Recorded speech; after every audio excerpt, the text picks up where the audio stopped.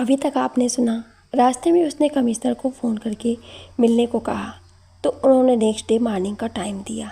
सुवन यार, कैसे तेरे दिमाग में एक साथ इतना कुछ एक साथ चलता है। तेरे साथ रहकर बहुत कुछ सीखा है और बहुत कुछ सीखना है। विशु गाड़ी चलाते हुए बोला। सब तेरी कृपा है विशु, अगर तू ना होता तो मैं आज कुछ ना होता। सुवन ने सिगरेट जलाते हुए कहा। ना होता से तेरा क्या मतलब? यहाँ सुवन वहाँ विश, दोनों ही अधूरे हैं एक दूसरे के बिना, समझा तू?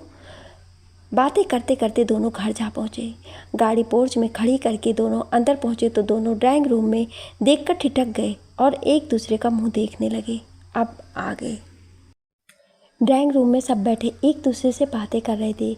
मीसा भी वहीं थी, उसके साथ एक नन्हा छोटा मेहमान भी था। उस मेहमान को देखकर दोनों ठिठक गए। ये तो वही बच्चा था जिसे सुवन विशु को गोद दिलवाना चाहता था। विशु ने इस्माइल के साथ सुवन की तरफ देखा और सुवन ने भी विशु की तरफ। सुवन, विश ये यहाँ कैसे? विश, तुझे क्या लगता है कि तू ही ज़्यादा समझदार है? तेरे दिमाग में जो चलता है उससे मैं हमेशा वाकिफ़ रहता हूँ, बस सही वक्त आने का इंतज़ार करता हूँ। इतने साल से तेरे साथ हूँ, इतना तो साले तुझे जान ही गया हूँ कि तू यही चाहता था ना कि इस बच्चे को मैं गोद ले लूँ, तो ले, मैंने कर लिया।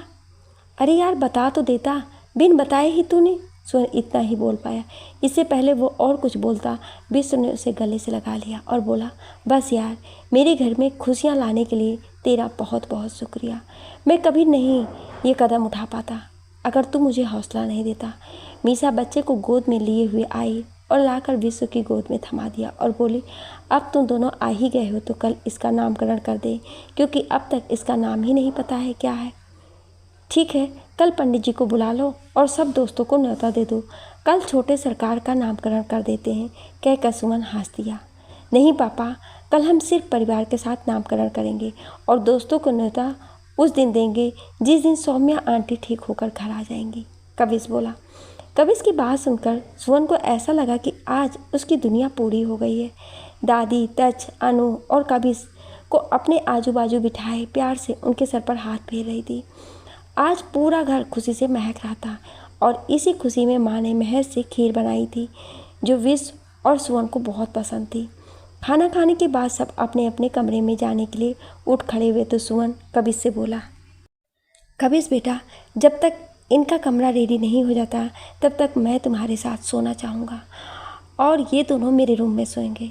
नहीं सुवन, अनु मेरे साथ सोएगी और तच कविश के साथ, माँ बोली। तुम जाकर अपने कमरे में आराम करो, क्योंकि मुझे पता है अपने कमरे के अलावा तुम्हें नींद नहीं आती है।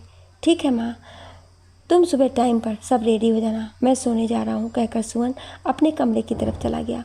वहाँ पहुँचते ही उसने लैपटॉप ऑन किया। स्क्रीन पर सौम्या की फ़ोटो खुल गई। उसे देखकर उससे बातें करने लगा। कब उसे नींद आ गई पता भी नहीं चला।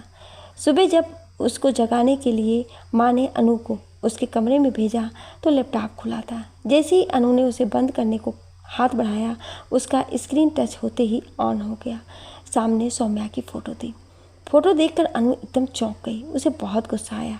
उसने गुस्से में सोए हुए सुवन को देखा और वापस ही के लिए मुड़ी तो टेबल से टकरा गई। आवाज़ सुनकर सुवन की नींद खुल गई और अनु जो गुस्से में देख सब माजरा समझ उसने अनु को आवाज़ दी, रुको अनु, 1 मिनट यहाँ बैठो, तुम कुछ गलत सोच लो। उससे पहले मैं तुम्हें कुछ सच्चाई बताना चाहता हूँ। शायद तुम्हें यकीन नहीं होगा, पर मैं तुम्हारी माँ को जब से चाहता हूँ जब वो मुश्किल से 22-23 साल की रही होगी, पर इसे मेरी बदकिस्मती समझो या मैं उसे अपना नहीं बना सका। अनु, क्यों, क्या कमी थी मेरी माँ में जो आप उसे अपना नहीं बना सके? सुवन, ये बहुत लंबी कहानी है बेटा, पर अभी सिर्फ इतना कहना चाहूँगा कि कभी भी अधूरा देखकर उसे पूरा सच मत समझो, वरना बहुत तकलीफदेह होता है। सौम्या तो खुद भी नहीं जानती थी कि मैं कौन हूँ, बस उसके साथ मेरा दिल का रिश्ता था, वो अब दर्द का रिश्ता बन चुका है। अनु सुवन की आंखों में देखते हुए, दोस्त, मुझे तुम पर यकीन है, पर पता नहीं क्यों दिल में कहीं ना कहीं एक डर भी है। सिर्फ ये कहना चाहती हूँ कि मेरी माँ के साथ अभी तक इतना कुछ गलत हुआ है, नहीं चाहती कि अब आगे कुछ गलत हो।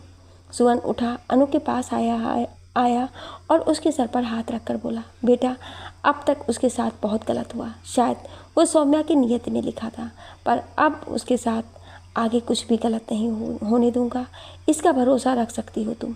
वो मेरी ज़िंदगी में आए या ना आए वो उसकी मर्जी होगी, लेकिन जब भी तुम और वो मेरी ज़िंदगी में रहोगे, कहकर सुमन अपने आंसू अनु से छुपाता हुआ बाथरूम में चला गया। अनु वहीं खड़ी सोचती रही। अरे अनु, सुमन अब वहीं बैठे रहोगे या नीचे भी आओगे? नीचे से माँ ने आवाज़ दी। आई कहकर अनु दौड़ती हुई नीचे आ गई। क्या हुआ अनु, सुमन जागा या नहीं? दादी ने पूछा। उनके सवाल से जैसे अनु होश में आई, बोली, जी जाग गए हैं। दादी, तो इतनी परेशान क्यों हो गई बेटा? सुमन ने कुछ कहा? अनु, नहीं आंटी।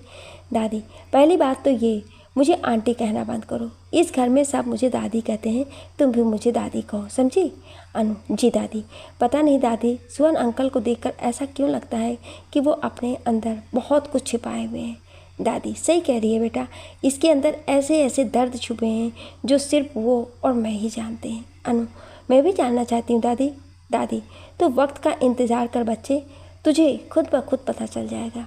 अनु, दादी, अगर अंकल मम्मी से प्यार करते थे तो उसे शादी क्यों नहीं कर पाए? क्या कमी थी मेरी माँ में? अनु ने दादी से सीधा सवाल कर डाला। दादी, बेटा, तुम्हारी माँ में या सुमन में कोई कमी नहीं थी, कमी किस्मत में थी। सौम्या सुमन की किस्मत में नहीं थी। एक्सीडेंट से ठीक होकर उठने के बाद सुमन ने सौम्या को हर जगह ढूंढा, पर वो कहीं नहीं मिली। 3 साल वो सिर्फ उसकी आंखों को तलाश कर रहा था जो उसने पट्टी के बीच से देखी थी। थक कर 3 साल के बाद मैंने उसकी अवंतिका के साथ शादी कर दी। अवंतिका को उसने सौम्या का सारा सच बता दिया था, जिस कारण अवंतिका ने भी सुमन को अपनाया नहीं। अनु, तो ये कभी उनका बेटा नहीं है? दादी, नहीं, कभी सुमन का बेटा है। सौभाग्य से ये उनकी गोद में आ गया, जिसके सहारे सुमन ने अपनी पूरी ज़िंदगी गुजारने का फैसला कर लिया। इतने में सुमन नीचे आया। महेश ने ब्रेकफास्ट लगा रखा था, वो भी ब्रेकफास्ट कर ही रहा था कि विश्व, मीसा और अपने बेटे के साथ आ गया। यहीं आजा, पहले नाश्ता कर लेते हैं, पंडित जी आते होंगे, सुमन ने विश्व को देखते हुए कहा। अरे ये पेटू घर से खाना खाकर निकला है, सुमन तू आराम से नाश्ता कर, मीसा ने 1 मिनट रुके बिना कहा। अगर खा कर आया हूँ तो क्या दोबारा नहीं खा सकता? कहकर विश्व सुमन के पास बैठ गया और धीरे से बोला, क्या हुआ, सब ठीक है ना? तेरा चेहरा उतरा हुआ क्यों है, कोई प्रॉब्लम? सुमन, हाँ। अनु ने लैपटॉप में सौम्या की फ़ोटो देख ली, मुझे उसे सब बताना पड़ा। तो ठीक तो किया तूने, कल पता चलता उसे आज पता चल गया। तुम दोनों की खुसर पुसर से सच्ची मुझे तुम पर शक होने लगता है कि तुम दोनों नॉर्मल भी हो या नहीं। मीसा आंखें दिखाते हुए बोली। दोनों खीखी करके हंस दिए। पंडित जी भी आ गए थे। माँ और महेश ने पूजा की तैयारी कर ली थी। पंडित जी ने बच्चे का नाम गा वर्ड से निकाला तो सबने उसका नाम एक साथ ग्रवित बोला। सबको नाम बहुत पसंद आया। नामकरण के बाद पंडित जी को दक्षिणा देकर विदा किया गया। उसके बाद विश्व और सुमन दोनों कमिश्नर से मिलने चले गए। वहां जाकर उन्होंने हिमांशु के बच्चों के लिए की गई सारी कारस्तानियाँ बताई। दोनों बच्चे अभी नाबालिग थे, सो पोस्को के अंदर उस पर एक और केस हो गया। कमिश्नर ने इंस्पेक्टर को दोनों बच्चों का स्टेटमेंट लेने को कहा। सुमन ने उनसे शाम को लाने को कहा। कमिश्नर के अनुसार उनको कम से कम 10 साल की जेल होनी थी। केस भी उसका कोर्ट में पहुंच चुका था। बच्चों को साथ लाने के लिए कहकर कमिश्नर चला गया और वो दोनों उठकर वहां से हॉस्पिटल निकल गए। हॉस्पिटल जाने पर जब जो सच्चाई डॉक्टर देशमुख उनके सामने लाए, उससे उन दोनों की आंखों में आंसू आ गए। मिस्टर सुमन, जब आप यहाँ नहीं थे तब आपको पता है कि सौम्या का ख्याल कौन रखता था? कौन सुबह शाम आकर तुम्हारी एब्सेंस में यहाँ पर सौम्या को अकेले ना होने का एहसास कराता था? डॉक्टर देशमुख ने सुमन की आंखों में देखते हुए पूछा। सुमन, नहीं सर, मुझे नहीं पता, क्योंकि मेरे और विश्व के अलावा यहाँ और कोई नहीं है जो सौम्या का ख्याल रख सके। तभी मैं अटेंडेंट के लिए कहकर गया था। डॉक्टर, तुम गलत कह रहे हो सुमन। तुम्हारे अलावा तुम्हारा बेटा कविश रोज़ सुबह शाम यहाँ आया और उसने आकर घंटों से बैठकर सौम्या से बातें की। उसका नतीजा मैं तुम्हें दिखाता हूँ। चलो आओ मेरे साथ, कहते हुए उनको लेकर अपने केबिन में चला गया। वहाँ उसके सामने टेबल पर MRI की रिपोर्ट रखी थी। ये देखो, उसने कुर्सी पर बैठते हुए रिपोर्ट उठाई। ये 2 महीने पहले की रिपोर्ट है और ये आज की रिपोर्ट, कहकर उसने दोनों को एक साथ लाइट शील्ड पर लगा दिया। आपको इनमें दोनों में फ़र्क नज़र आ रहा है। सर, हमारे लिए तो ये काला अक्षर भैंस बराबर है। विष्णु ने गौर से रिपोर्ट को देखते हुए कहा। डॉक्टर, चलिए मैं आपको शॉर्ट में समझा देता हूँ। सौम्या का दिमाग जो काम करना बंद कर चुका था, यूँ कहें सो चुका था और अपने आप में ही सिमट के रह गया था। वो हमारी बातों पर हलचल तो करता था, पर चाहते हुए भी जागना नहीं चाहता था। पर कविश की बातों से उसके दिमाग में एक हलचल शुरू की, जो उसे जागने पर मजबूर कर रही थी। पर हम अभी इसे एकदम से नहीं जगाएंगे, धीरे धीरे करके इनको होश में लाना होगा। सुमन, मैं आपकी बात से सहमत हूँ डॉक्टर, पर आप उसकी हालत देखिए। 6 महीने से ज़्यादा समय हो गया है। उसे IV ड्रिप लगे लगे उसके हाथ नीले पड़ चुके हैं और वो सूख कर कांटा हो गई है। कुछ तो उसके लिए ऐसा कीजिए ताकि उसकी इनर स्ट्रेंथ बनी रहे। डॉक्टर, मैं मजबूर हूँ मिस्टर सुमन, मैं चाह कर भी उनके लिए कुछ नहीं कर सकता, और अगर मैं उनको झटके से एक ही बार में होश ले आया तो हो सकता है कि उसे ब्रेन स्ट्रोक हो जाए। इसलिए मैं यही चाहूँगा कि मैं उसे धीरे धीरे होश में लेकर आऊँ। आप कल दोपहर को उनकी बेटी को लेकर यहाँ आएंगे। देखते हैं उसके बाद उनका दिमाग कैसे रिएक्ट करता है। बाकी आगे कल के रिएक्शन के बाद देखा जाएगा। सुमन, ओके डॉक्टर। उसके बाद दोनों घर को निकल गए। सुमन, तुझे क्या लगता है सौम्या कितने दिन में होश में आएगी? विष्णु ने सीधा सवाल किया। सुमन, मेरा बस चले ना तो मैं कल ही इसे होश में ले आऊँ, पर डॉक्टर देशमुख भी अपनी जगह ठीक है। कहीं ऐसा ना हो जल्दी होश में लाने के चक्कर में मैं उसे हमेशा के लिए खो दूँ। इसलिए थोड़ा सा सब्र से काम लेना पड़ेगा। यहाँ इतने दिन, वहाँ कुछ दिन और सही, कहकर सुमन सिगरेट पीने लगा। बात करते हुए दोनों घर पहुँचते हैं। दोनों बच्चों को रेडी होने को कह दिया था, सो दोनों रेडी बैठे थे। सुमन और विश्व दोनों को लेकर पुलिस स्टेशन गए। वहां जाकर उनका बयान रिकॉर्ड कराया गया, जो कि हिमांशु के केस में बहुत महत्वपूर्ण था। इंस्पेक्टर ने तच्छ के हाथों के फ़ोटो लिए जो जगह जगह से जले हुए थे और उसकी एक रिपोर्ट बनाकर सुमन को दे दी, ताकि सुमन उसका इलाज किसी अच्छे हॉस्पिटल में करा सके और हो सके तो उसे रिहाब सेंटर में डाल सके। अगले दिन सुमन अनु को लेकर हॉस्पिटल पहुंचा। उसके साथ कविश और विशु भी था।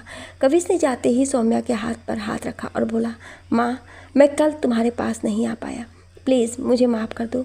मैं कल अपने दोनों भाई बहन के साथ बिजी था, और पता, हमारे घर में एक छोटा मेहमान भी आया है। जब तुम जागोगी तब तुम्हें उससे मिलवाऊंगा। वो बहुत सुंदर है, बिल्कुल तुम्हारी तरह उसकी आँखें हैं। सुमन पीछे खड़ा उसकी बातें सुनकर रो रहा था। कविश ने सौम्या को कब अपनी माँ बना लिया उसे पता ही नहीं चला। फिर एकदम से रुककर अनु की तरफ देखा। अनु भी आश्चर्यचकित होकर उसे देख रही थी। ऐसे क्या देख रही हो, इधर आओ। उसने अनु को अपने पास बुलाया और बोला, देखो माँ, मैं तुम्हारे लिए इसे लेकर आया हूँ, मिलो, इसे पहचानो, कौन है ये? अनु 2 साल के बाद अपनी माँ से मिल रही थी। जैसे उसने अनु का हाथ पकड़कर सौम्या के हाथ के ऊपर रखा, सौम्या की सांस बढ़ गई और सामने मशीन ने इंडिकेटर देना शुरू कर दिया। दोनों बच्चे घबरा गए। सिस्टर जल्दी से डॉक्टर को बुला कर लाई। डॉक्टर देशमुख, मिस्टर सुमन, बच्चों को यहाँ लाने से पहले आपको कम से कम मुझे इन्फॉर्म तो करना चाहिए था, ताकि मैं यहाँ रहकर थोड़ा सा इनको संभाल लेता। जल्दी से सिस्टर ने इंजेक्शन दिया। सौम्या 5 मिनट के बाद नॉर्मल हो गई। वो बहुत कोशिश कर रही थी कि धीरे धीरे करके अपनी आँखें खोल सके, पर शायद दवाइयों का नशा था या उसके दिमाग उसे होश में आने नहीं देना चाह रहा था, जिस कारण वो आँखें नहीं खोल पा रही थी, पर उसके हाथ हलचल कर रहे थे। उसकी इस प्रोग्रेस पर डॉक्टर बहुत खुश था और बोला, अब आप दोनों बच्चे रोज़ यहाँ आओगे और आकर इनसे ऐसे ही बातें करोगे। आज सोमवार है, अगले सोमवार से पहले हमें इनको जगाना है, पर रोज़ ही ऐसे ही थोड़ा थोड़ा जागेगी, इसे घबराना मत, कहकर डॉक्टर ने सुमन के कंधे पर हाथ रखा और बाहर चला गया। सुमन सौम्या के पास आया और उसके माथे पर आए बालों को पीछे करता हुआ बोला, जागो सोमी, देखो तुम्हें अनु बुला रही है। तुम कहती थी मेरी अनु को एक बार मेरे पास ले आओ, अब मैं ले आया हूँ, लो संभालो अपनी अमानत, कहती वो फूट फूट कर रोने लगा। उसकी एक तरफ जाकर कविश खड़ा हो गया और दूसरी तरफ अनु, दोनों ने उसके कंधों पर हाथ रख दिए। कविश बोला, पापा जल्दी ही हम इनको घर लेकर चलेंगे, जहाँ इतना इंतज़ार वहाँ थोड़ा सा और। सुमन ने घूम के दोनों बच्चों को सीने से लगा लिया, इस बात से अनजान कि उनकी ये सब बातें सौम्या सुन पा रही है और वो अंदर ही अंदर उस चीज़ को महसूस कर रही थी। इंस्पेक्टर के कहने पर सुमन ने तच्छ को रिहैब सेंटर में एडमिट करा दिया ताकि उसका ब्रेन नशे के इफेक्ट से क्लियर हो सके। विश्व ने शहर के सबसे नामी स्कूल गोइंका इंटरनेशनल में कविश का एडमिशन कराया। उसी में अनु और तच्छ का भी एडमिशन प्रोसेस में डाल दिया। 12वीं क्लास में एडमिशन लिया नहीं जाता था, इसलिए अनु को 1 साल पीछे करके 11वीं क्लास में करवाया गया। कविश और तच्छ दोनों को 10th के एग्ज़ाम देने थे। बच्चों को तो जैसे तैसे करके सुमन संभाल रहा था, पर अंदर ही अंदर वो खुद को टूटता हुआ महसूस कर रहा था। उसके पास जीने की सिर्फ एक वजह थी और वो थी सौम्या। और वो चाहता था सौम्या जितनी जल्दी ठीक हो कर बच्चों के पास घर आ जाए उतना ही अच्छा है। आखिर वो दिन भी आ गया जिस दिन सौम्या को डॉक्टर की देख रेख में एक लंबी नींद से जागना था। उसके दिलों को धड़कन बेकाबू थी। पूरी रात सुमन ने पूरी रात जागते हुए पलकों में निकाली थी। उसकी आंखें रात भर जागने से लाल हो गई थी। वो आज हॉस्पिटल में जल्दी से जल्दी पहुंचना चाह रहा था। उसने विश्व को रिहाब सेंटर भेजकर तच्छ को भी एक दिन के लिए बुला लिया था। सब रेडी होकर जल्दी ही हॉस्पिटल पहुंचे। 11 बज रहे थे। कविश, अनु, तच्छ, सुमन, विश्व सौम्या के बेड के पास खड़े थे। डॉक्टर देशमुख अपनी टीम के साथ आए और बोले, आज सब्जेक्ट नींद से जगेगा। एक्सक्यूज़ मी डॉक्टर, वो सौम्या कौशिक हैं, हमारी मॉम कोई सब्जेक्ट नहीं। अनु बोली, आई अंडरस्टैंड, बट ये मेडिकल के स्टूडेंट हैं, इन सब के लिए ये एक सब्जेक्ट है। अभी इनको सौम्या को ऑब्जर्व करना है, ये पास नहीं आएंगे पर दूर से ही देखेंगे, कहकर डॉक्टर ने इशारे से उनको पीछे होने को कहा और सौम्या का आईवी ड्रिप थोड़ी बढ़ा दी। सौम्या के पास चेयर खींचकर बैठ गए और बड़े ही धीरे से उसे बोले, सौम्या जागो, देखो सब तुमसे मिलने आए हैं। उन्होंने अनु को इशारा किया। अनु आकर उसके पास खड़ी हुई और बोली, माँ आंखें खोलो, हमारी तरफ देखो ना। उनकी आवाज़ पर सौम्या ने रिएक्ट करना शुरू किया और खुद से जीतने की जिद की जंग लड़ने की कोशिश करने में जुट गई। सौम्या ने आंखें खोलने को फड़फड़ा रही थी। वो बहुत कोशिश करके अपनी आंखों को खोल रही थी। सामने सुमन खड़ा ईश्वर से प्रार्थना कर रहा था क्योंकि आज उसकी तपस्या का फल मिलने वाला था। जैसे जैसे सौम्या के शरीर में हलचल हो रही थी वैसे वैसे सबकी सांसें ऊपर की ऊपर और नीचे की नीचे रह गई थी। सौम्या ने आंखें खोली। वो अपनी गर्दन को हिला नहीं पा रही थी क्योंकि उसकी गर्दन पर फूड पाइप लगा हुआ था। आंखें खुलते ही सबसे पहले उसकी नज़र अनु पर गई। माँ, आपने मुझे पहचाना? मैं अनु, आपकी बेटी। अनु ने उनके हाथ पर हाथ को रखते हुए बोली। सौम्या के कुछ रिएक्शन नहीं किया। डॉक्टर ने पास आकर पूछा, आप ठीक हो सौम्या जी? उसने कोई जवाब नहीं दिया, बस एक रुकी सी स्माइल उसके होठों पर आकर रुक गई। वो किसी को ढूंढ रही थी पर शायद उसकी नज़र वहाँ तक नहीं पहुँच पा रही थी। उसने उठने की कोशिश की पर डॉक्टर देशमुख ने उसे दोबारा पकड़कर लेटा दिया और बोला, नहीं सौम्या जी, अभी नहीं उठना, अभी आप कुछ देर और लेटे रहिए। लेकिन वो लेटने को तैयार नहीं थी तो डॉक्टर ने उसका बेड को धीरे धीरे उसके सर की तरफ से ऊंचा कर दिया। जैसे ही उसकी नज़र सामने की तरफ गई, सामने सुमन को देखकर उसके चेहरे पर एक स्माइल आ गई। सब हैरानी से उसकी तरफ देख रहे थे क्योंकि शायद वो किसी को पहचान ही नहीं रही थी। लेकिन सुमन को देखकर, सुमन की तरफ देखकर जो उसका रिएक्शन था वो सभी को विचलित कर रहा था। उसने हल्की सी गर्दन हिलाकर अब उसे अपने पास बुला लिया। सुमन उसके पास आया, आकर कुर्सी पर बैठ गया और बोला, हाँ बोलो सोमी, क्या हुआ? सौम्या ने एक डरी हुई आवाज़ से अपने चारों तरफ देखा। सुमन, घबराओ मत, यहाँ सब अपने हैं सोमी। इससे पहले वो कुछ और कह पाता, डॉक्टर देशमुख ने पीछे से उसके कंधे पर हाथ रख दिया और उसे कुछ भी बोलने से मना कर दिया। वो बोलना चाह रही थी लेकिन उसकी आवाज़ नहीं निकल पा रही थी, जिस कारण वो परेशान हो रही थी। डॉक्टर पहले से ही पूरी तैयारी किए बैठे थे। जैसे ही उसने बोलने की कोशिश की, डॉक्टर ने उसको दोबारा नींद का इंजेक्शन दे दिया। बस आज के लिए इतना ही, इससे ज़्यादा हम इनके दिमाग पर जोर नहीं डालेंगे, ऐसे ही रोज़ ये धीरे धीरे करके उठाएंगे। डॉक्टर, ये बच्चों को नहीं पहचान पाई। सुमन चिंतित होते हुए बोला, तुम्हें तो पहचान गई, बस काफ़ी है। जैसे तुम्हें पहचानी है वैसे ही कल बच्चों को भी पहचान जाएगी। ये जिस हालत से गुजर कर आ रही है उसमें हम इतने भी उम्मीद नहीं दिख रही थी, पर हमारा आज पहला मिशन सक्सेस हुआ। अब हम कोशिश करेंगे कल से हम इनके सोने के घंटे कम करें और जागने की ज़्यादा, जिससे इनके दिमाग को रिकवरी करने में मदद मिलेगी। अनु वहाँ खड़ी टकटकी लगाए एक बार माँ को देख रही थी और दूसरी बार अपने दोस्त को यानी सुमन को। फिर बोली, क्या अभी हम इनको घर नहीं ले जा सकते?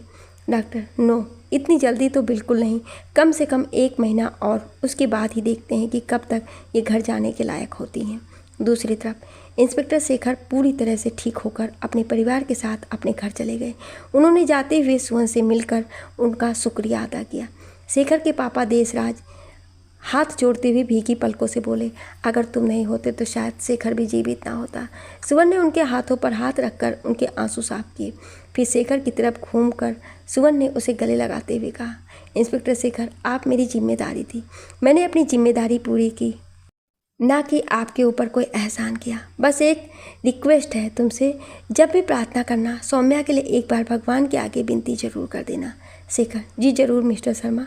सुवन, कभी भी तुम्हें किसी भी चीज़ की ज़रूरत हो मेरे पास चले आना, कहकर उन्होंने शेखर से हाथ मिलाया और वहाँ से निकल गया। विश्व को सारा बिजनेस कुछ दिन के लिए संभलवा कर सुवन सारा दिन सौम्या के पास हॉस्पिटल में रहता था, क्योंकि डॉक्टर ने उसके सोने के घंटे कम करने शुरू कर दिए थे और जागने के बाद उसके पास परिवार का कोई ना कोई सदस्य होना ज़रूरी होता था।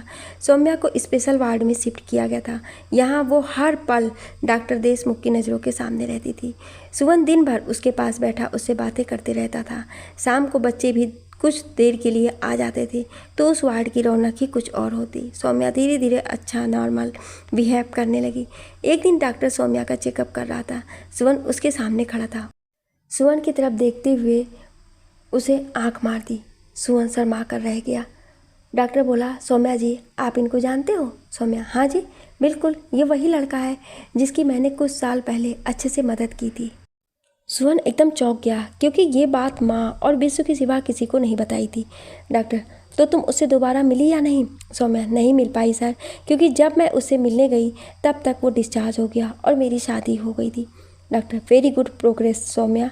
डॉक्टर के जाने के बाद सुवन ने सौम्या के पास कुर्सी खींचकर बैठते हुए पूछा, तुम्हें कैसे पता मैं वही लड़का हूँ? मैंने तो तुम्हें कभी डायरेक्ट बताया ही नहीं। सौम्या ने उसका हाथ पकड़कर पलटी किया। उस पर बोल्ड लेटर में एसपी लिखा हुआ था। मैंने इससे पहचाना क्योंकि जब मैं तुम्हें हॉस्पिटल लेकर गई थी, उसके बाद मिलने अंदर गई तो तुम्हारे पूरे मुंह पर जख्म होने के कारण बैंडेज थी। तुम्हारी सिर्फ नीली गहरी आंखें ही दिख रही थी। उसी बीच मेरी तुम्हारे हाथ पर नज़र गई। तुम्हारे हाथ के ऊपर एसपी लिखा हुआ था। इसी से मुझे पता लगा कि तुम वही हो। सुवन एकदम चुप हो गया और बड़ी गौर से सौम्या की तरफ देखने लगा। डॉक्टर रिकॉर्ड रूम में स्क्रीन के सामने बैठा सारी बातें देख और सुन रहा था और मंद मंद मुस्कुरा रहा था। उसने सुवन को बुलाया और बोला, आपके लिए गुड न्यूज़ है, जल्दी ही आप सौम्या को घर ले जा सकते हैं। अब तक ये अपनी मेमोरी को रिफ्रेश कर चुकी है। बस इतना ख्याल रखिएगा कि कोई भी और झटका इनके दिमाग को नहीं लगना चाहिए। जी सर, मैं ख्याल रखूँगा। आप इनके डिस्चार्ज के पेपर तैयार करा दीजिए, कहकर सुवन ने घर फ़ोन किया और माँ से खुश होते हुए बोला, माँ, मैं कल सौम्या को घर लेकर आऊँगा। पूरे घर में खुशी का माहौल फैल गया। बच्चे ये सोचने लगे कि वो माँ को किस तरह से वेलकम किया जाए, परंतु सुवन ये सोच रहा था कि सौम्या को लेकर कहाँ जाए, उसके घर में या अपने घर में। आखिरकार उसने ये फैसला बच्चों और सौम्या पर छोड़ दिया कि वो कहाँ रहना चाहती है। बच्चे चाहते थे कि वो अपने घर चले, पर सौम्या उस घर में जाना नहीं चाहती थी। यहाँ उसने इतना कुछ झेला था, अब उसके पैर उस घर की तरफ नहीं बढ़ रहे थे, पर वो सुवन के घर में नहीं जाना चाह रही थी। उसे गुमसुम देखकर सुवन ने उसकी परेशानी की वजह पूछी तो उसने सुवन से कहा, आप मेरे लिए कोई अपार्टमेंट देख सकते हैं? सुवन, क्यों? सौम्या, मैं अपने वाले घर में नहीं जाना चाहती। सुवन, तो अपार्टमेंट की ज़रूरत कहाँ से आन पड़ी? तुम्हें अपने घर नहीं जाना तो मत जाओ, तुम मेरे साथ मेरे घर शर्मा मेंशन चलोगी। सौम्या कुछ बोलने को हुई। अब इस पर मैं कुछ भी बहस या बात नहीं सुनना चाहता। सुवन ने उसका हाथ अपने हाथ में लेते हुए कहा। सौम्या ने धीरे से गर्दन हिलाकर अपनी स्वीकृति दे दी। उसे खाना खिलाकर और लिटाकर नर्स को उसके पास छोड़कर सुवन घर को निकल गया, क्योंकि उसके घर जाकर बहुत सारे काम करने थे। घर पहुंचते ही उसको एक बहुत बड़ी प्रेफरेंस मिली, जिससे उसका दिल खुश होकर इधर उधर देखने लगा। बच्चे पूरी तरह से घर को दुल्हन की तरह तैयार कर रहे थे। उनके लिए बहुत ही यादगार लम्हा था। सौम्या मौत के मुंह से वापस उनके बीच आ रही थी। माँ ने फूल वाले को बुलाकर फूलों का ऑर्डर दे दिया था। वे लोग सफ़ेद रंग की लिली और पर्पल कलर के ऑर्चिड से पूरे घर को सजा रहे थे। घर की हालत देखते ही ऐसा लग रहा था जैसे उस घर में कोई बहुत बड़ा फंक्शन हो। सुवन ने एक पल दरवाजे पर खड़े होकर एक नज़र पूरे घर को देखा। उसके मन में बहुत ही अलग अलग तरह के विचार आने लगे। अंदर घुसते ही अंदर का नज़ारा तो और भी सुंदर था। चारों तरफ सफ़ेद रंग की डेकोरेशन की गई थी। मीसा, अनु, कविश और विश महज के साथ मिलकर इधर से उधर भाग दौड़ कर रहे थे। सुवन, ये क्या है माँ? इस तरह घर को क्यों सजाया जा रहा है? माँ, मुझे ना पता लल्ला, कविश से पूछ, उसी ने ये सब किया है। सुवन ने सवाल भरी नज़रों से कविश की तरफ देखा। पापा, मैंने आपसे कहा था ना कि जिस दिन असली खुशी हमारे घर आएगी उस दिन हम अपने दोस्तों को भी न्योता देंगे। कल वही दिन है। कल आपके सारे खास दोस्त आपके पास होंगे, ओके? क्योंकि कल सौम्या माँ घर आ रही हैं। ये कहते हुए कविश की आंखों में एक चमक थी। सुवन इससे आगे कुछ ना कह पाया और सीधा अपने कमरे में चला गया। वहाँ जाते ही उसने अपने फ़ोन में सौम्या की फ़ोटो निकाली और बोला, बस आज की रात सौम्या, कल तुम इस घर की रौनक होगी और बहुत जल्दी ये तो मेरी ज़िंदगी की भी रौनक होगी। कहकर उसने सौम्या की फ़ोटो को किस किया पर आंखें बंद कर ली। ऐसा लग रहा था जैसे आज वो सुकून की नींद सोना चाहता है। कुछ ही देर ऐसे लेटे हुए थे कि विश्व ने आकर उसको आवाज़ दे दी, अरे रोमियो, वापस आ जाए इस दुनिया में और नीचे चल, माँ खाने के लिए बुला रही है। उसकी बात सुनते ही सुवन ने आंखें खोली और मुस्कुरा दिया। तू चल, मैं चेंज करके आया, कहकर वो बाथरूम की तरफ बढ़ गया। अच्छा सुन, एक बात बता, जब सौम्या आएगी तो उसे कमरा कौन सा देगा? विश्व ने बाहर से चिल्लाते हुए सुवन से पूछा। शर्मा मेंशन का जो सबसे सुंदर कमरा है वो सौम्या को मिलेगा, सुवन ने अंदर से जवाब दिया। ओहो, यानी तेरा कमरा? क्या बात है, तू तो अपने कमरे में किसी को भी नहीं आने देता और अपना कमरा तू सौम्या के लिए छोड़ देगा? सुवन, अरे पगलू, छोड़ूंगा नहीं, कल उसे सबके सामने शादी के लिए प्रपोज करूंगा। विश्व, भूल कर भी गलती मत करना सुवन, और कभी भी वो हाँ नहीं करेगी। उसको थोड़ा समय दे, क्योंकि अभी वो हिमांशु की तकलीफ़ों से बाहर नहीं निकल पाई है, इसलिए इतनी जल्दी मत मचा, कहकर उसके कंधे पर हाथ रखा। सुवन उसकी बात से सहमत हो गया। उसने फ़ोन उठाया, खाना खाने चला गया। सब टाइम टेबल पर बैठे उसका इंतज़ार कर रहे थे। हाँ तो बेटा, कल का क्या प्रोग्राम है? माँ ने खाना खाते हुए पूछा। माँ, कल 11 बजे सौम्या घर आ जाएगी, उसके बाद का प्रोग्राम आप देख लो क्या रहेगा। मैंने पंडित जी को बुलाया है, पहले पूजा होगी फिर तेरे सारे दोस्तों को खाना। माँ, दोस्तों का क्या कहकर इंट्रोड्यूस करवाऊँगा कि सौम्या कौन है, इसलिए अभी दोस्तों वाला प्रोग्राम रहने देते हैं। पापा, मेरे 2-4 को तो फ़ोन कर दिया है, उनको तो आने देते हैं, बाकी सबको रहने देता हूँ, खाना खाते ही कविश बोला। हाँ बेटा, ये चलेगा। सुवन बार बार सामने बैठी अनु के चेहरे की तरफ देख रहा था, जैसे वो कुछ कहना चाहती थी पर कह नहीं पा रही थी। वो अपने ही उधेड़-बुन में उलझी पड़ी थी। सुवन ने सबके बीच में उससे कुछ भी पूछना उचित नहीं समझा। खाना खाकर महज को बोला, महज, मेरी और विश्व की काफ़ी, ऊपर मेरे रूम में ले आना, और विश्व तू भी ऊपर आ जाना। विश्व, ओके बॉस। और मीसा, आज तुम घर नहीं जाओगी, आज रात तुम यहीं रहोगी, सुवन चलते चलते बोला। मीसा, नहीं यार, मैं तुम लोगों के साथ सारी रात नहीं जाग सकती, इसलिए मैं तो छोटू को लेकर घर जा रही हूँ, तुम अपनी बीबी को अपने साथ रखो, कहकर उसने एक कनिंग से स्माइल विश्व को दी। विश्व ने कुछ नहीं कहा, बस हंसकर रह गया।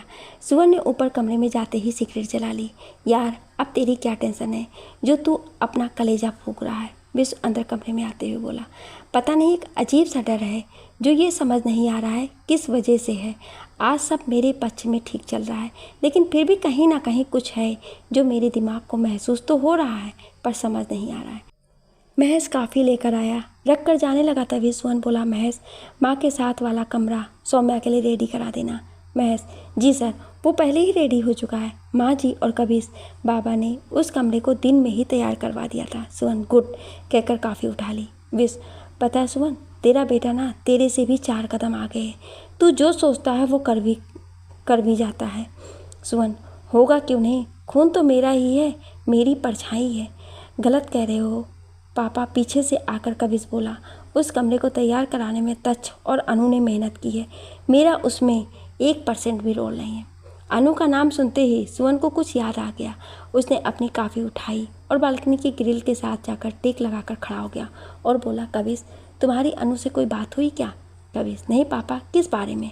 सुवन, किसी भी बारे में बेटा, आज वो काफ़ी उदास है, उसके चेहरे पे वो चमक और खुशी नहीं है जो होनी चाहिए।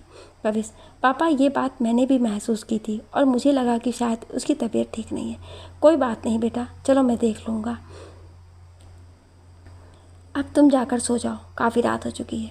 कविश सुवन को गुड नाइट कहकर चला गया। तुझे क्या लग रहा है सुवन, अनु को क्या हुआ होगा। मैं नहीं जानता विश, लेकिन उसके दिमाग में कुछ ना कुछ चल रहा है जिसे वो किसी से भी कह नहीं पा रही है। लेकिन मैं उसे जानना चाहता हूँ। मैं नहीं चाहता उसके दिमाग में किसी भी तरह का डर या शंका रहे। चल तू भी जाकर सो जा, सुबह तुझे मेरे साथ हॉस्पिटल चलना है। हाँ सुमन, मैं तुझे एक बात बताना भूल गया, कोर्ट से समन आया है। 3 दिन के बाद हमारी कोर्ट में पेशी है, विश्व बोला। सुमन, कौन से केस की? विश्व, हिमांशु की भाई। उसके अलावा आज तक और कहीं गुंडागर्दी की है कहाँ? उसी के चलते तो हम शरीफ लोग गुंडे बन गए। सुमन, शरीफ लोग? वाह, शराफत तो तेरे चेहरे से टपक टपक रही है, कहकर दोनों हंसने लगे। काफ़ी ख़त्म होते ही विश्व ने अपना फ़ोन उठाया और जाकर सुमन के बेड पर पसर गया। सुमन वहीं खड़ा आसमान में खिले पूरे चांद की तरफ देख रहा था। तभी उसे चांद की रोशनी में एक परछाई नजर आई। उसे ऐसा लगा कि टेरेस पर कोई है। उसे घड़ी में टाइम देखा, रात के 2 बज रहे थे। इस वक्त छत पर कौन होगा और क्या कर रहा होगा, यही सोचते हुए उसने विश्व की तरफ देखा। वो गहरी नींद में सो चुका था। उसने चुपचाप अपने बेड के साइड में से रिवॉल्वर निकाली और उसे अपनी पॉकेट में डाल ली। दबे पांव टेरेस की तरफ बढ़ गया। सुअर ने मोबाइल की लाइट जलाकर चारों तरफ देखा। छत पर उसे कोई नज़र नहीं आया। उसने एक एक कोना छान मारा पर वहाँ कोई नहीं था। ऐसा कैसे हो सकता है? यहाँ कोई तो था जिसे मैंने देखा था और इतनी जल्दी वो नीचे नहीं जा सकता है। होना उसे यहीं चाहिए। अपने आप से बतियाते हुए सुअर ने फिर ढूंढना शुरू किया। तभी उसे बड़े से पाम के पौधे के पीछे से हल्की सी फुसफुसाहट सुनाई दी। उसने टार्च की लाइट उधर की तो वहाँ अनु अपने घुटनों पर बाजू फोल्ड करके अपना सर रखकर बैठी हल्की हल्की आवाज़ में रो रही थी। सुअन भाग के उसके पास पहुँचा, उसके पास बैठ गया और बोला, अनु क्या हुआ मेरा बच्चा? किसी ने कुछ कहा क्या? क्यों रो रहा है बेटा, बता। अनु ने मुंह ऊपर किया तो आज वो बिल्कुल सौम्या की कॉपी लग रही थी। रोते रोते उसकी आंखें लाल हो चुकी थी और मुंह भी लाल था। वो बस उसकी तरफ देखकर सिसक सिसक कर रोती हुई बोली, कुछ भी नहीं। सुअन, बोलो बेटा क्या हुआ? तच्चे से झगड़ा हुआ या कभी इसने कुछ कहा? अनु, नहीं, किसी ने मुझे कुछ नहीं कहा है और ना ही मेरे से किसी ने कुछ हुआ है दोस्त। सुअन, फिर तुम रो क्यों रहे हो? बच्चे, मेरा दिल बैठा जा रहा है। बेटा बताओ तुम्हें क्या हुआ? सुअन बेचैनी से उसकी तरफ देखते हुए बोला, दोस्त तुम मेरे अच्छे दोस्त हो ना, बस मेरी एक बात मानोगी प्लीज़? कहते हुए अनु ने सुअन की दोनों हाथों पर अपने हाथ रख दिए। सुअन, हाँ बेटा ज़रूर मानूंगा, बताओ। आप कभी मेरे पापा मत बनना। अनु के ये शब्द सुनकर सुअन अंदर तक हिल गया। खुद को संभालते हुए बोला, क्यों बेटा, मैंने कुछ किया क्या? मुझे पापा शब्द से नफरत है। जब भी कोई मुझे पापा के लिए कुछ भी कहता है तो मेरे अंदर एक अजीब सी खौफ फैल जाता है और मुझे ऐसा लगता है जैसे मैं दोबारा से उन्हीं सब से गुजर रही हूँ जिस दौर से मैं पहले गुजर चुकी हूँ। प्लीज़ मुझसे प्रॉमिस करो। कहते कहते अनु फूट फूट कर रोने लगी। सुन उसका दर्द समझ और महसूस भी कर रहा था और उसके साथ साथ वो भी रो रहा था। ठीक है बेटा, मैं कभी तुम्हारा पापा नहीं बनूंगा जब तक तुम खुद से नहीं कहोगी। हाँ, ज़िंदगी भर तुम्हारा दोस्त बना रहूँगा, ये वादा ज़रूर कर सकता हूँ। अपने आंसू रोकते हुए सुअन बोला। थैंक यू दोस्त, कहते हुए सुअन के गले लग गई और बिलक बिलक कर बच्चों की तरह रोने लगी। सुअन उससे चुप करा रहा था, अंदर ही अंदर वो भी खून के आंसू रो रहा था। एक बार फिर उसकी खुशियाँ उसके पास आकर दरवाजे से लौट गई, लेकिन उसने वादा कर चुका था, इसलिए वो सौम्या से शादी नहीं करेगा, लेकिन सौम्या को उस घर से जाने भी नहीं देगा, ये उसने सोच लिया था। अनु को चुप कराकर नीचे लेकर आया और बोला, अब तुम जाकर सो जाओ बेटा, कल सुबह तुम्हें सौम्या के वेलकम के लिए रेडी रहना है। उसे दादी के कमरे के बाहर छोड़कर वो अपने कमरे में चला गया। कमरे में विश्व घोड़े बेचकर सो रहा था। उसने चुपचाप से अपना फ़ोन रखा और वॉशरूम में चला गया। वहाँ जाकर शॉवर के नीचे खड़ा होकर दिल खोल कर रोया। जब तक उसके सारे आंसू ख़त्म नहीं हो गए तब तक वो बाथरूम से बाहर नहीं आया। अपने दिल को तसल्ली देकर बाहर आकर वो बालकनी में जाकर सिगरेट जलाकर बैठ गया। भीगी आंखों से उसने आसमान की तरफ देखा और बोला, भगवान कोई बात नहीं, जितने इम्तिहान लेने हैं और ले लो, मैं कभी हार नहीं मानूंगा और ना ही तुझसे कभी शिकायत करूंगा। बस अपना हाथ ऐसे ही यहाँ पर बनाए रखना, यही कहूँगा। पीछे खड़ा विश्व उसकी बातें सुन रहा था। उसके पास आया और बोला, क्या हुआ, आज भगवान से अकेले में बातें क्यों? कुछ नहीं यार, बस दिल भर गया है तो सोचा आज थोड़ा सा उससे भी बतिया लूँ, कहकर वो नीचे देखने लगा। विश्व, तुझे पता है सुअन, तुझे झूठ बोलना नहीं आता है, इसलिए क्या बात है मुझे साफ साफ बता। उसका इतना ही कहते ही सुअन फूट पड़ा। जो आंसू अंदर वो रोकर ख़त्म करके आया था, वही आंसू दोबारा निकल आए। रोते रोते उसने सब बातें विश्व को बताई। उसकी बातें सुन विश्व भी बेचैन हो गया। फिर खुद को थोड़ा सा स्थिर किया और बोला, तू परेशान मत हो, उसे कुछ समय दे। वो जिस स्थिति से गुजरी है उसके बाद वो अपनी जगह ठीक है। थोड़ा सा समय दे, वो ज़रूर सब अपना लेगी। इतना कहूँगा, अभी जल्दबाजी मत करना, वरना सब अपने हाथों से खो देगा। देख विशु, मैं तो सब कुछ पहले से ही खो बैठा हूँ। अपने खाली हाथ विशु की तरफ करते हुए सुवन बोला, मैं बहुत खुश था कि कल सौम्या आएगी तो मैं उसके साथ नई ज़िंदगी की शुरुआत करूँगा। हाँ तो तू करना, तुझे किसने मना किया है? तू सौम्या के साथ नई ज़िंदगी की शुरुआत भी करेगा और उसे अपनाएगा भी, लेकिन इतनी जल्दी नहीं, थोड़ा रुक कर। एक बात याद रख, वो तेरी है और तेरी ही रहेगी, लेकिन बच्चों को थोड़ा टाइम दे। तू समझ रहा है मैं क्या कह रहा हूँ? अनु को अपने ऊपर विश्वास बना देगी। सब पापा हिमांशु जैसे नहीं होते, कुछ अच्छे भी होते हैं और तू उनमें से है, कहकर विश्व ने उसे तसल्ली दी।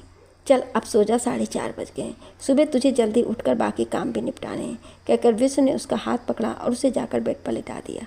विश्व, कभी कभी सोचता हूँ तू ना होता तो मेरा क्या होता। अबे साले, मैं ना होता तो कोई और होता, कहकर विश्व हंस दिया। अब तू सो जा, बहुत रातें जागती हुई गुजारी है, अब सुकून की आने वाली है, इसलिए सो जा, कहकर विश्व ने लाइट बंद की और खुद जाकर बालकनी में खड़ा हो गया। उसके दिमाग में सुवन की कही एक एक बात घूम रही थी और वो वहाँ उनका हल निकालना चाहता था। इन दोनों की दोस्ती जय वीरू वाली थी कि दर्द एक को होता है और उसका एहसास दूसरा झेलता है।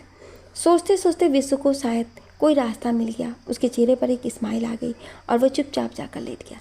जैसे ही सुबह हुई, पूरे घर में हलचल मची हुई थी। सुवन गहरी नींद में सो रहा था। कबीर ने आकर उनको जगाया और बोला, पापा 11 बज गए हैं, उठिए, आपको आज बहुत से काम करने हैं।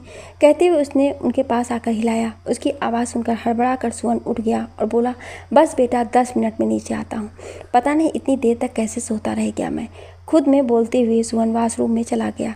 जल्दी जल्दी रेडी होकर नीचे की तरफ बढ़ा। अभी सीढ़ी उतर ही रहा था कि उसके पैर नीचे का नज़ारा देखकर वहीं रुक गए और जैसे ही उसने सोफे की तरफ देखा, हक्का बक्का रह गया। सामने सोफे पर सबके साथ सौम्या पिंक साड़ी में बैठी थी।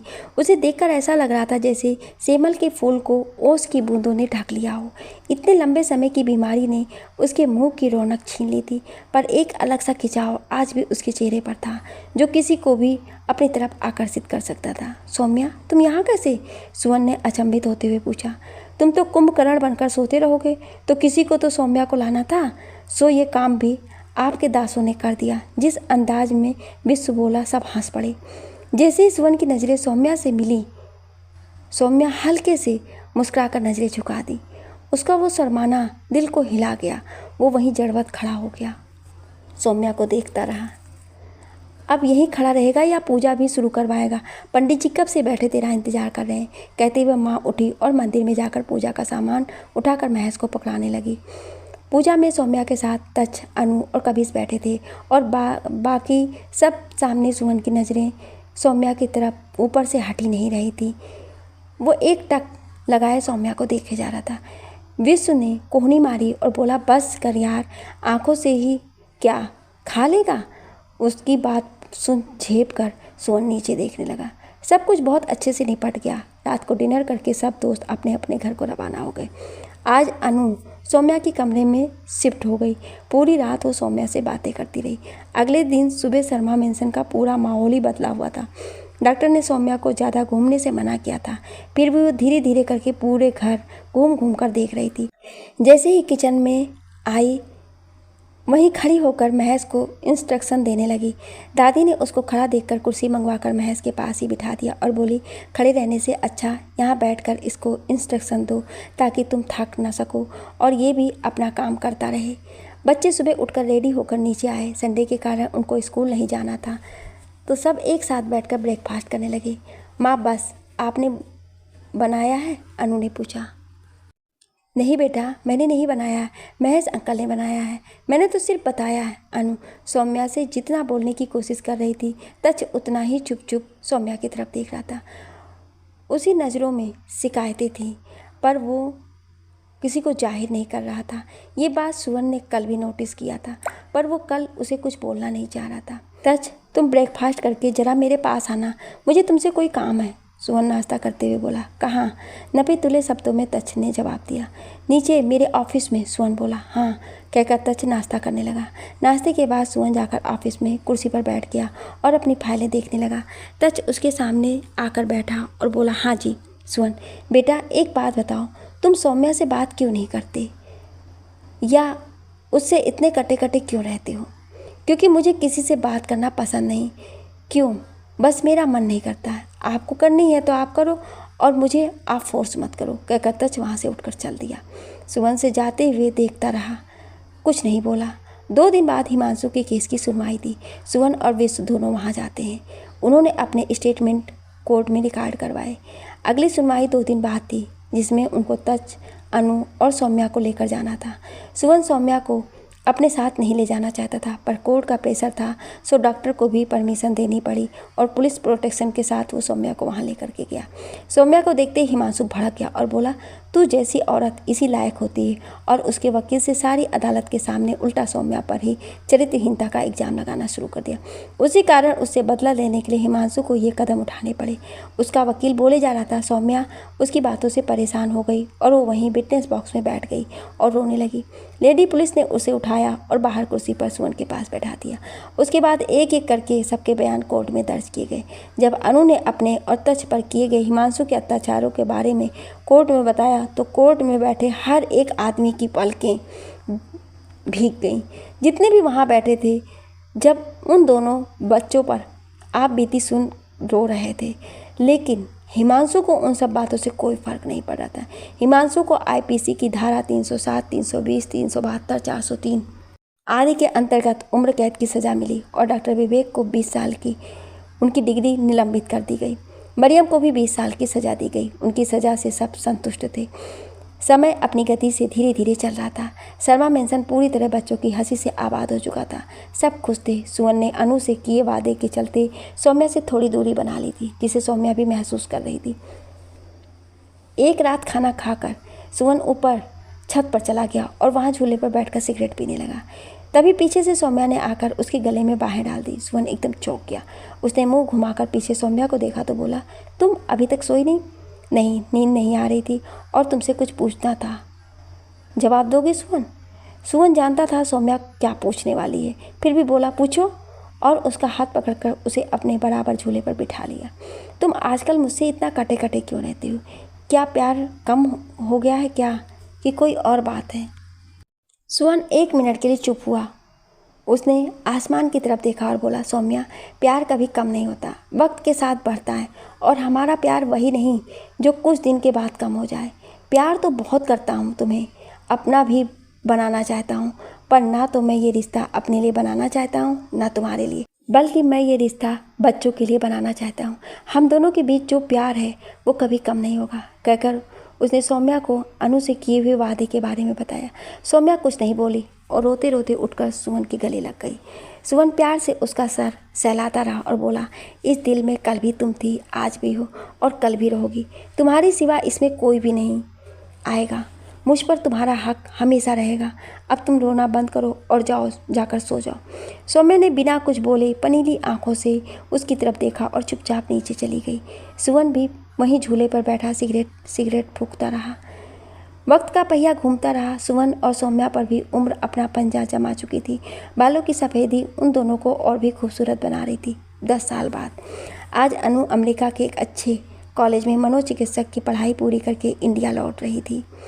तच और कविश पहले ही ब्रिटेन में IFM बिजनेस स्टडी से MBA करके इंडिया वापस आकर सुवन के साथ बिजनेस से उसके साथ जुड़ गए थे। अनु को लेने के लिए सुवन, सौम्या और विश्व तीनों एयरपोर्ट गए। जैसे ही अनु एयरपोर्ट से बाहर आई, आते ही उन दोनों के गले लग गई और सुवन की तरफ अपनी डिग्री बढ़ाते हुए बोली, थैंक्स दोस्त पापा। सुवन उसके मुंह से पापा सुनकर एकदम चौंक गया और उसे खींचकर गले से लगा लिया और बोला, बेटा कितना तरसा है तेरे मुंह से ये शब्द सुनने को, तू सोच भी नहीं सकती है। जानती हूँ पापा, आपके सारे सेक्रीफाइस, और एक बात याद है मुझे। अरे अब यहीं खड़े रहोगे या घर भी चलोगे, कहकर विश्व अनु का सामान उठाकर गाड़ी में रखने लगा। आज शर्मा मेंशन दुल्हन की तरह सजाया था। अपने तीनों बच्चों को सेटल होने की खुशी में सुवन ने एक बहुत बड़ी पार्टी रखी थी। सुवन ने ग्रे कलर का 3 पीस सूट पहना था और सौम्या ने ब्लैक कलर की साड़ी। हल्के मेकअप और डायमंड सेट उसकी खूबसूरती और बढ़ा रहा था। पार्टी में शहर का हर वो इंसान आया था जो उसका अजीज था या जिसे वो जानता था। सब वहाँ खा पी और मज़े कर रहे थे और सुवन को उसके बच्चों के लिए बधाई दे रहे थे। तभी सारी लाइट्स बंद हो गई। स्टेज पर स्पॉटलाइट जल पड़ी और वहाँ से आवाज़ आई, अटेंशन प्लीज़। आवाज़ अनु की थी। आवाज़ सुनते ही सबका ध्यान स्टेज की तरफ चला गया। अनु बोली, पार्टी में आए हर शख्स का मैं दिल से शुक्रिया अदा करता हूँ कि आप सब हमारी खुशियों के साझी बने। इस खुशी के मौके पर आज मैं आपके साथ हम तीनों की खुशी मैं बांटना चाहती हूँ। इस इंसान को स्टेज पर बुलाना चाहती हूँ जिसकी वजह से हम तीनों आज इस लायक बने हैं। प्लीज़ आप दोनों स्टेज पर आएँ, कहकर उसने सौम्या और सुमन की तरफ इशारा किया। सुवन और सौम्या एक दूसरे की तरफ देखे। सुवन ने जैसे ही विश्व की तरफ मुंह घुमाया, उनके मुंह पर एक हल्की सी कुटिल स्माइल थी। सुवन समझ गया कि विश्व इसके बारे में पहले जानता था। सुवन सौम्या के साथ स्टेज की तरफ बढ़ गया। जाते ही अनु और कविश ने उन दोनों का हाथ पकड़ा और स्पॉटलाइट के नीचे लेकर आ गई। तीनों बच्चे उनके आसपास उनका हाथ पकड़े खड़े थे। उन दोनों का हाथ पकड़े पकड़े अनु बोली, लोग कहते हैं कि भगवान आसमान में रहते हैं, लेकिन मेरा भगवान ये मेरे सामने खड़ा है। अगर ये ना होते तो हम नहीं जानते कि हम कहाँ होते, पर आज जो भी हैं इसी भगवान के कारण है। वी लव यू पापा, कह के तीनों उन दोनों के गले लग गए। पापा, आज मैं आपको आपकी ज़िंदगी की सबसे बड़ी खुशी अपनी सौम्या माँ आपको दे रहा हूँ, कहकर कविश ने सौम्या का हाथ सुवन के हाथ पर रख दिया और शर्मा मेंशन तालियों की गड़गड़ाहट से गूंज उठा। सुवन ने सौम्या की तरफ देखा। उसकी आंखों से आंसू मोतियों की तरह झरझर बहते हुए उसका चेहरा भिगो रहे थे। उसने भीगी आंखों से सुवन की तरफ देखा। सुवन उसकी आंखों में आंसू देखकर पिघल गया और उसके करीब जाकर उसे सीने से लगा लिया। सौम्या ने भी उसे अपने बाहों के घेरे में कैद कर लिया। उस पल में वो दोनों ये भूल चुके थे कि तमाम मेहमान उनको देख रहे हैं। विश्व के इशारे पर स्पॉटलाइट बंद करके सारी लाइट ऑन कर दी गई। दोनों झेप कर पीछे हट गए। आज दोनों खुश थे कि उनको उनकी तपस्या का फल मिल गया। उम्र के जिस दौर में लोग जीने की उम्मीद छोड़ देते हैं, आज वो दोनों उस दौर में एक नई ज़िंदगी की शुरुआत कर रहे थे। आज उनके सच्चे प्यार को एक नया नाम मिला था जिसे शादी कहा जाता है। किसी ने सही कहा है, प्यार देने का नाम नहीं, लेने का भी नाम नहीं, बस निभाने का एक जज्बा होता है। जो निभा गया वही बस अपना होता है। दोस्तों, सौम्या और सुवन के मिलन के साथ मैं अपनी कहानी को विराम दे रही हूँ। इन दोनों ने अपनी ज़िंदगी में इतने उतार चढ़ाव देखे जिनमें मुमकिन नहीं था कि ये दोनों मिल पाते, लेकिन पूरी कायनात उनके साथ थी उन दोनों को मिलवाने में। तो मेरी क्या विसात कि मैं उन दोनों को अलग कर पाती। आज वो दोनों अपने सच्चे प्यार और विश्वास के साथ पूर्ण हुए। इन दोनों के मिलन के साथ मैं इस कहानी का एक सुखद अंत कर रही हूँ। आप सभी लोगों का इस कहानी को इतना प्यार देने के लिए बहुत बहुत धन्यवाद। लिखने और बोलने में कोई त्रुटि हुई हो उसके लिए क्षमा प्रार्थी हूँ। आपको ये कहानी कैसी लगी हमें कमेंट करके ज़रूर बताएं और ऐसी ही कहानियाँ सुनने के लिए हमारे चैनल को सब्सक्राइब ज़रूर करें। Thank you.